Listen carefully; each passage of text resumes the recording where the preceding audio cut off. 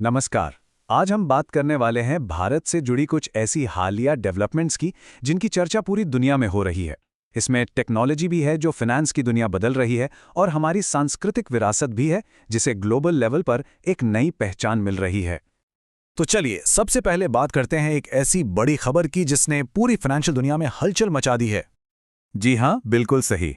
International monetary fund यानी IMF ने भारत के यूनिफाइड पेमेंट्स इंटरफेस यानी यूपीआई को दुनिया का सबसे बड़ा रियल टाइम पेमेंट सिस्टम घोषित किया है।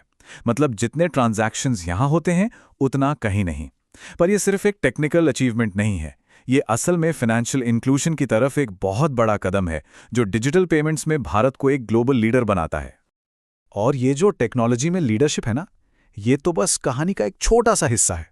ये एक बड़े ट्रेंड की तरफ इशारा करता है जहां भारत न सिर्फ इनोवेशन में बल्कि बड़े बड़े इंटरनेशनल फोरम्स में एक मेजबान और एक लीडर के तौर पर सामने आ रहा है। तो 2025 में हुआ ये कि भारत कई बहुत ज़रूरी ग्लोबल डिस्कशंस का सेंटर बन गया, चाहे वो यूनेस्को के साथ दुनिया की सांस्कृतिक विरासत को बचाने की बात हो या फिर वर्ल्ड हेल्थ ऑर्गेनाइजेशन के साथ ट्रेडिशनल मेडिसिन के भविष्य को तय करने की। ये सारी बैठकें भारत को उन ज़रूरी बातचीत के केंद्र में रखती हैं जो हमारा आने वाला कल तय करेंगी। अब ये जो ग्लोबल लीडरशिप की बात है, ये सिर्फ डिप्लोमेसी तक ही सीमित नहीं है। ये हमारे समय की सबसे बड़ी चुनौतियों में से एक तक जाती है और वो है हमारे प्लैनेट की सुरक्षा। और यहाँ हम देख रहे हैं कि एक्शन इंटरनेशनल लेवल पर भी हो रहा है और इंडिविजुअल लेवल पर भी। जैसे कि इंटरनेशनल बिग कैट अलायंस को ही ले लीजिए।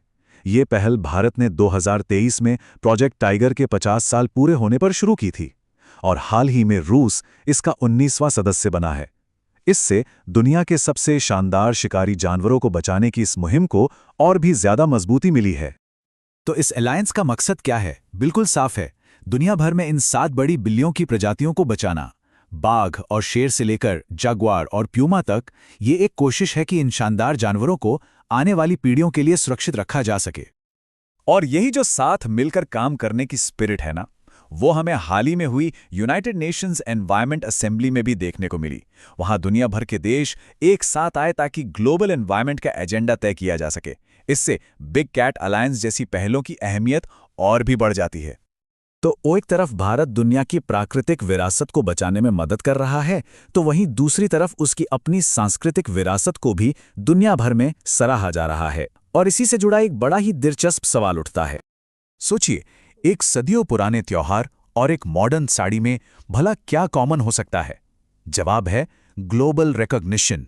ये दोनों ही इस बात के बेहतरीन उदाहरण हैं कि कैसे भारत की अनूठी सांस्कृतिक विरासत को वर्ल्ड स्टेज पर सम्मान मिल रहा है।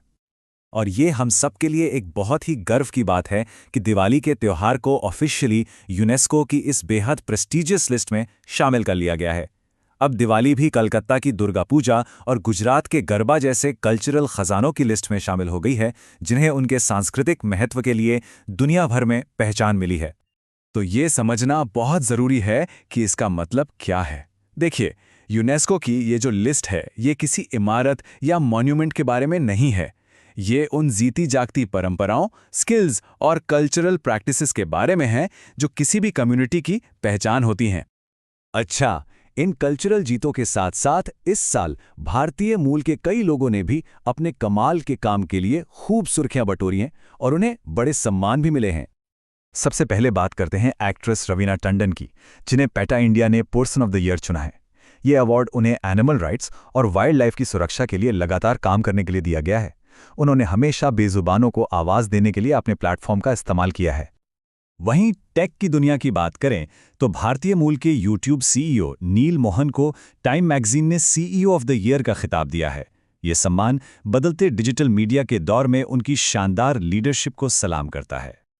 और वाइल्ड लाइफ कंजर्वेशन के फील्ड में अनंत अंबानी ने तो एक तरह से इतिहास ही रच दिया। अपने जबरदस्त काम के लिए वो ग्लोबल ह्यूमैनिटेरियन अवार्ड पाने वाले सबसे कम उम्र के व्यक्ति और एशिया के पहले शख्स बन गए हैं। तो हमने ग्लोबल लेवल पर लोगों की उपलब्धियों की बात की।